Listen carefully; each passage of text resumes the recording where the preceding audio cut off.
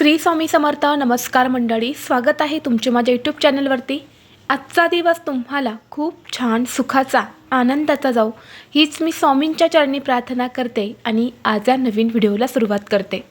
आता सध्या चैत्र नवरात्र सुरू आहे. या चैत्र नवरात्रीची सुरुवात 19 मार्च म्हणजेच गुढीपाडव्यापासून सुरू झालेली आहे आणि समाप्ती येत्या 27 मार्चला म्हणजेच शुक्रवारी होणार आहे. या नवरात्रीच्या 9 दिवसांमध्ये दुर्गा देवीच्या 9 रूपांची पूजा केली जाते. वर्षभरात एकूण 4 नवरात्री येत असतात. 2 गुप्त नवरात्री असतात आणि 2 नवरात्री आपण प्रत्यक्षात साजऱ्या करत असतो. त्यामध्ये एक म्हणजे शारदीय नवरात्र आणि दुसरी म्हणजे चैत्र नवरात्र. या दोन्ही नवरात्र आपल्या हिंदू धर्मामध्ये अत्यंत महत्त्वाच्या मानल्या जातात. या नवरात्रीमध्ये दुर्गा माता ही एक स्त्री असल्यामुळे तिची सुवासिनीकडून ओटी भरली जाते. ओटी भरणे म्हणजे नक्की काय, तर ओटी भरणे म्हणजे तिच्या मातृत्वाला आशीर्वाद देणे आणि तिच्यातल्या मातृत्वाचा सन्मान करणे. यासाठी नवरात्रीमध्ये देवीची ओटी ही आवर्जून भरली जाते आणि म्हणून आपल्याला ही चैत्र नवरात्र संपण्यापूर्वी एक खूप महत्त्वाचं काम करायचं आहे. तर आपल्याला या नवरात्रीमध्ये आपल्या कुलदेवीची ओटी भरायची आहे. कारण पहा, नवरात्रीचे 9 दिवस हे धार्मिक दृष्टीने खूप महत्त्वाचे मानले जातात. या नवरात्रीच्या 9 दिवसांमध्ये आपली कुलदेवी ही साक्षात आपल्या घरात सूक्ष्म स्वरूपात वास करत असते. नवरात्रीचा हा सण आपल्या कुलदेवीला, दुर्गा देवीला, जगदंबे मातेला समर्पित असतो. जितके महत्त्व या नवरात्रीच्या 9 दिवसांना दिले जाते तेवढेच महत्त्व आपल्या कुलदेवीची ओटी म्हणजेच देवी आईची ओटी भरण्याला सुद्धा दिले जाते. जर आपण या नवरात्रीमध्ये देवी आईची ओटी भरली तर देवी आई भरभरून सुख तुमच्या आयुष्यामध्ये आणते. आणि ओटी भरणं हा एक कुलाचार असतो. आपल्या कुलदेवीचा तो एक मान सन्मान असतो. आणि वर्षातून कमीत कमी आपण जे शुभ तिथी असतात किंवा जे शुभ दिवस असतात त्या दिवशी आपण आपल्या कुलदेवीची ओटी भरली ना, तर भरभरून कृपा आशीर्वाद कुलदेवीचा आपल्या डोक्यावर नेहमी राहतो. मग काय होतं की आपल्यावर दुःख, संकट, अडचणी ज्या आहेत तर त्या येत नाही. आपण जे काही कष्ट करत असतो, जी काही मेहनत करतो तर त्याचा आपल्याला योग्य मोबदला मिळतोच. सोबतच जीवनातील सर्व प्रकारच्या अप्रिय घटना टाळण्यास मदत करते. तसेच आपल्या कुटुंबातील सर्व प्रकारच्या नकारात्मक ऊर्जेपासून दूर ठेवण्यास मदत करते. आणि म्हणूनच आपल्याला चैत्र नवरात्र संपण्यापूर्वी कोणत्याही परिस्थितीत घरच्या घरी देवी आईची म्हणजेच आपल्या कुलदेवीची ओटी भरायची आहे. ही ओटी भरल्याने सोन्यासारखे दिवस येतील. आणि ही ओटी भरत असताना ओटीमध्ये ही एक वस्तू असायलाच हवी. आणि जेव्हा आपण कुलदेवीची ओटी भरतो तेव्हा ओटी भरताना आपण शृंगाराचे साहित्य देत असतो.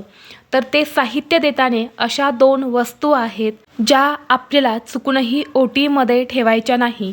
त्याचबरोबर ओटी भरण्याची योग्य पद्धत कोणती, ओटी कुठे भरावी अशी ही संपूर्ण माहिती या व्हिडिओमध्ये मी तुमच्यासोबत शेअर करणार आहे. त्यामुळे तुम्ही हा व्हिडिओ स्किप न करता शेवटपर्यंत नक्की पहा. चॅनलवरती नवीन असाल तर सबस्क्राईब करा आणि असेच माहितीपूर्व नवनवीन व्हिडिओ पाहण्यासाठी बेल आयकॉनलाही प्रेस करा. म्हणजे जेव्हा कधी मी नवीन व्हिडिओ अपलोड करेल त्याचं नोटिफिकेशन सर्वात अगोदर तुम्हाला भेटेल आणि तुम्ही एक पण व्हिडिओ मिस करणार नाही. तसेच हाईप बटन देखील क्लिक करा. तर पहा, सर्वात अगोदर म्हणजे तुमच्या घरामध्ये तुम्ही घटस्थापना केलेली असेल किंवा नसेल तरीही सर्वांनी आपल्या कुलदेवीची ओटी जी आहे तर ती भरायचीच आहे. बऱ्याच वेळा चैत्र नवरात्रीमध्ये आपण घटस्थापना करत नाही. त्यामुळे आपण देवीची ओटी भरावी की नाही हा प्रश्नसुद्धा आपल्याला पडत असतो. परंतु जरी तुम्ही या नवरात्रीमध्ये घरामध्ये घटस्थापना करत नसेल तरीही आपल्याला देवी आईची ओटी जी आहे तर ती भरायचीच आहे. आणि जरी तुमच्या घरामध्ये तुम्ही घटस्थापना करत असेल, नवरात्रीमध्ये 9 दिवस उपवास करत असेल तर तरीही तुम्हाला ही जी ओटी आहे तर ही भरायची आहे. ज्या प्रकारे आपण शारदीय नवरात्रीमध्ये कुलदेवीची ओटी भरत असतो, कुलदेवीची पूजा करत असतो, अगदी त्याच पद्धतीने आपल्याला या चैत्र नवरात्रीमध्ये सुद्धा कुलदेवीची ओटी जी आहे तर ती भरायची आहे. तर पहा, नवरात्रीच्या या 9 दिवसांमध्ये आपण आपल्या कुलदेवीची जी काही सेवा, उपासना जी आहे तर ती करत असतो. त्याला आपल्या कुलदेवीचा कुळाचार करणे असे म्हटले जाते. प्रत्येकजण आपापल्या परंपरेनुसार आपापल्या पद्धतीने कुलदेवीचा कुळाचार जो आहे तर तो करत असतो. कारण या नवरात्रीच्या दिवसांमध्ये साक्षात आपली कुलदेवी ही आपल्या घरात सूक्ष्म स्वरूपात वास करत असते. आणि यामध्ये कुलदेवीची ओटी भरणे म्हणजेच देवी आईची ओटी भरणे हा सुद्धा एक खूप महत्त्वाचा कुळाचाराचा भाग मानला जातो. जर आपण या नवरात्रीमध्ये कुलदेवीची ओटी भरली तर आपल्या मनातील सर्व इच्छा मनोकामना ह्या पूर्ण होतात. सगळ्यात महत्त्वाची गोष्ट म्हणजे आपल्या कुलदेवीचा आशीर्वाद हा आपल्याला, आपल्या संपूर्ण कुटुंबाला मिळत असतो. आपली कुलदेवी जी असते तर ती आपल्या घराचं, आपल्या कुटुंबाचं आणि आपल्या कुळाचं संरक्षण करत असते. कुलदेवीच्या सेवेने आपल्या घरात सुख, शांती, समृद्धी नांदत असते आणि सर्व वाईट गोष्टींपासून आपल्या कुटुंबाचं ती संरक्षण करते. आणि म्हणून जर आपली कुलदेवता ही श्रीदेवता असेल तर आपल्याला नवरात्रीमध्ये आपापल्या कुलदेवीची ओटी जी आहे तर ती नक्की भरायची आहे. आता सगळ्यात महत्त्वाची गोष्ट म्हणजे ही ओटी नक्की कधी भरावी. तर पहा, नवरात्रीच्या पहिल्या दिवसापासून ते नवरात्रीच्या शेवटच्या दिवसापर्यंत आपण ही ओटी कधीही भरू शकतो. परंतु कुलदेवीचा वार हा मंगळवार किंवा शुक्रवार असतो आणि म्हणून आज मंगळवार आहे तर आजसुद्धा तुम्ही कुलदेवीची ओटी भरू शकता किंवा 27 मार्चला शेवटचा दिवस आहे, या दिवशी तुम्ही कुलदेवीची ओटी भरली तरीही चालेल. आणि जर या 2 दिवशी नाही शक्य झाले तर तुम्ही इतर कोणत्याही दिवशी म्हणजे 27 मार्चच्या अगोदर तुम्ही कधीही ही ओटी जी आहे तर ती भरू शकता. अगदी तुम्ही रामनवमीच्या दिवशीसुद्धा कुलदेवीची ओटी जी आहे तर ती भरू शकता. आता ही ओटी तुम्ही घरच्या घरीसुद्धा भरू शकता किंवा तुम्हाला शक्य असेल तर मंदिरामध्ये सुद्धा जाऊन तुम्ही ही ओटी जी आहे तर ती भरू शकता. आता जर तुमच्या घरी कुलदेवीचा फोटो असेल किंवा कुलदेवीचा टाक असेल, मूर्ती असेल तर तुम्ही घरच्या घरीच ही ओटी भरली तरीही चालेल. किंवा तुमच्या जवळपास मंदिर आहे, रेणुका मातेचं मंदिर असेल, एकविरा मातेचं मंदिर असेल, सप्तशृंगी देवीचं मंदिर असेल किंवा कुठल्याही देवीचं मंदिर असेल तर तिथे जाऊन सुद्धा तुम्ही ही ओटी जी आहे तर ती भरू शकता. हिंदू धर्मशास्त्रामध्ये ओटी भरणे ही खूप महत्त्वाची गोष्ट आहे. तुम्ही बघितलं असेल पूर्वीपासून किंवा आतासुद्धा सवाष्ण महिलेची ओटी भरल्याशिवाय तिला सासरी पाठवत नाही किंवा जेव्हा सासरवरून ती माहेरी येते तेव्हासुद्धा तिची ओटी जी आहे तर ती भरली जाते. कारण हा एक महत्त्वाचा भाग असतो. सवाष्ण महिलेला संतानप्राप्ती व्हावी म्हणून तिची ओटी जी आहे तर ती भरली जाते. तुम्ही बघितलं असेल बऱ्याच वेळा लग्नामध्ये किंवा जेव्हा साखरपुडा होतो त्यावेळेस मुलीची पहिली ओटी भरली जाते. आणि म्हणून नवरात्रीमध्ये सुद्धा ओटीचा खूप महत्त्वाचा भाग आहे. आणि म्हणून प्रत्येकाने ही चैत्र नवरात्र संपण्यापूर्वी आपल्या कुलदेवीची ओटी जी आहे तर ती भरायचीच आहे. आता कुलदेवीची ओटी ही घरच्या घरी कशी भरायची आहेत, ओटीमध्ये कोणत्या वस्तू आपल्याला घ्यायच्या आहेत याबद्दलची माहिती मी तुम्हाला सांगणार आहे. तर पहा, आपल्या कुलदेवीचा मान सन्मान करायचा असतो, त्यामुळे आपल्या देवघरामध्ये कुलदेवीचा टाक हा असायलाच हवा. टाक नसेल तर फोटोसमोर देखील तुम्ही ही ओटी भरू शकता किंवा तुमच्या घरामध्ये कुलदेवीची मूर्ती असेल, घटस्थापना तुम्ही केलेली असेल तर तिथे समोरच तुम्हाला ही जी ओटी आहे तर ती भरायची आहे. आता ही ओटी घरातील जी सुवासीन स्त्री असते तर तिनेच ही ओटी भरायची आहे. जर तिला काही अडचण असेल, मासिक धर्म असेल तर मग घरामध्ये एखादी कुमारिका असेल तर तिने ही ओटी भरली तरीसुद्धा चालेल. किंवा ज्या विधवा स्त्रिया असतात तर त्यासुद्धा आपल्या कुलदेवीची ओटी जी आहे तर ती भरू शकता. आता बऱ्याच महिलांना प्रश्न पडतो की विधवा असल्यानंतरनं ओटी भरावी की नाही, म्हणजेच ती स्त्री कुलदेवीची ओटी भरू शकते का? तर असं अजिबात नाही. बघा, ती स्त्री विधवा आहे मग कुलदेवीची ओटी भरू नये. विधवा होण्या अगोदर ती सुद्धा एक सुवासीन स्त्री होती. आणि म्हणून मनामध्ये कोणतीही शंका कुशंका न आणता विधवा स्त्रियासुद्धा कुलदेवीची ओटी ही भरू शकता. आता आपल्याला कुलदेवीची ओटी ही खणा नारळाने भरायची असते. नारळ घेताना ज्यामध्ये पाणी असेल असाच नारळ आपल्याला घ्यायचा आहे. खण म्हणजे आपल्याला खणाची साडी जी असते तर ती घ्यायची आहे. जर खणाची साडी घेण्या इतकी तुमची परिस्थिती नसेल, तुम्ही घेऊ शकत नसेल, तर तुम्ही एखादा ब्लाऊज पीस घेतला तरीसुद्धा चालेल.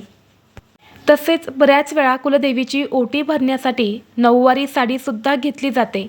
तुम्हाला शक्य असेल तर तीसुद्धा तुम्ही नक्कीच घेऊ शकता. नऊवारी साडी म्हणजे ज्याला 9 वार असतात आणि दुर्गादेवीचे सुद्धा 9 रूपं असतात, म्हणून नऊवार साडी घ्यावी असं म्हटलं जातं. तुम्हाला शक्य असेल तर तुम्ही नक्कीच घ्या. नसेल शक्य तर तुम्ही 6 वारी साडीसुद्धा घेऊ शकता. तेही शक्य नसेल तर तुम्ही एखादा ब्लाऊज पीस घेतला तरीसुद्धा चालणार आहे. आता आपण ओटी भरण्यासाठी जी साडी घेणार आहे तर ती सुती किंवा रेशमी धाग्यांची असावी. कारण देवतेकडून येणाऱ्या ज्या सात्विक लहरी ग्रहण करण्याची जी क्षमता असते किंवा त्या लहरी धरून ठेवण्याची जी क्षमता असते तर ती इतर धाग्यांच्या तुलनेमध्ये या धाग्यांमध्ये खूप जास्त अधिक असते. आणि म्हणून तुम्हाला साडी किंवा ब्लाऊज पीस घेताना तो सुती किंवा रेशमीच घ्यायचा आहे. आता ओटी भरण्यासाठी तुम्हाला एक मोठं ताट घ्यायचं आहे. त्या ताटामध्ये तुम्हाला साडी किंवा ब्लाऊज पीस ठेवायचा आहे. त्यावर तुम्हाला थोडेसे तांदूळ किंवा गहू ठेवायचे आहेत. त्या तांदळावरती किंवा गव्हावरती तुम्हाला एक नारळ ठेवायचा आहे.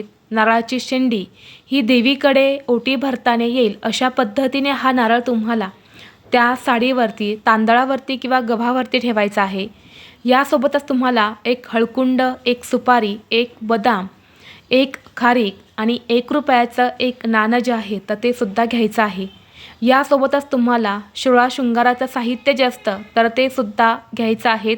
आणि जर तुम्हाला या 16 शृंगाराचं साहित्य भेटलं नाही किंवा तुम्हाला ते घेणं शक्य झालं नाही तर तुम्ही सौभाग्य शृंगारातील 5 किंवा 7 वस्तू ज्या आहेत तर त्या तुम्ही घेतल्या तरीसुद्धा चालतात. ज्यामध्ये तुम्हाला लाल रंगाचं वस्त्र, लाल रंगाची टिकली, कुंकू, मेहंदीचा कोन आणि लाल किंवा हिरव्या ज्या बांगड्या आहेत तर त्या तुम्हाला घ्यायच्या आहेत. आता हे 16 शृंगाराचं साहित्य घेताना त्यामध्ये तुम्हाला चुकूनही लिपस्टिक, पावडर, आयलायनर किंवा नील पॉलिश किंवा नील पेंट ह्या ज्या वस्तू आहेत तर ह्या तुम्हाला चुकूनही ओटी भरताना अर्पण करायच्या नाही. कारण त्या अनेक केमिकलपासून, रसायनांपासून बनवल्या जातात आणि या वस्तूंचा धर्मग्रंथामध्ये कुठेही उल्लेख नाही. म्हणून या 4 वस्तू ज्या आहेत तर त्या आपल्याला चुकूनही देवीची ओटी भरताना घ्यायच्या नाहीत. ज्या शृंगाराच्या वस्तू सांगितल्या तर त्यासुद्धा तुम्हाला त्या साडीवरती किंवा ब्लाऊज पीसवरती ठेवायच्या आहे. यासोबतच तुम्हाला एक गजरा घेणं शक्य झाले तर एक गजरासुद्धा आवर्जून घ्यायचा आहे. किंवा तुम्हाला वेणी घेणं शक्य झाले तर तुम्ही वेणीसुद्धा घेऊ शकता.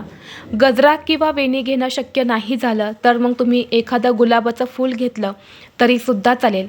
आता या सर्व वस्तू तुम्हाला एका ताटामध्ये घ्यायच्या आहेत. ताट घेताना तुम्हाला स्टीलचंच घ्यायचं आहे. चुकूनही प्लास्टिकचं भांडं जे आहे तर ते अजिबात घ्यायचं नाही.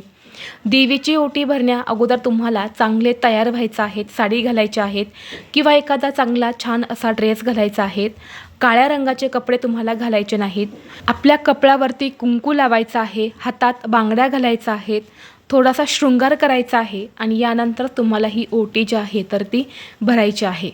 आता हे सर्व साहित्य ओटी भरायला घेतल्यानंतर तुम्हाला सर्वप्रथम तुमच्या कुलदेवीचा टाक असेल, फोटो असेल, मूर्ती असेल तर तिला हळद, कुंकू, अक्षदा अर्पण करायच्या आहेत. फुलं अर्पण करायच्या आहेत. घट असेल तर त्या घटालासुद्धा हळदी कुंकू तुम्हाला लावून घ्यायचं आहेत. फुले अर्पण करायची आहेत. आणि यानंतर ही जी ओटी आहे तर ही ओटी आपल्या दोन्ही हातामध्ये घ्यायच्या आहेत. आपल्या छातीला लावायच्या आहेत. म्हणजे हे ताट जे आहे तर ते आपल्या छातीजवळ पकडायचं आहेत. आपल्या कुलदेवीसमोर आपल्याला उभं राहायचं आहे. आणि यानंतर हे ताट आपल्या छातीजवळ पकडून कुलदेवीकडून चैतन्य मिळावे, आपली आध्यात्मिक प्रगती व्हावी, उन्नती व्हावी अशी कुलदेवीला मनोभावे प्रार्थना करायच्या आहेत.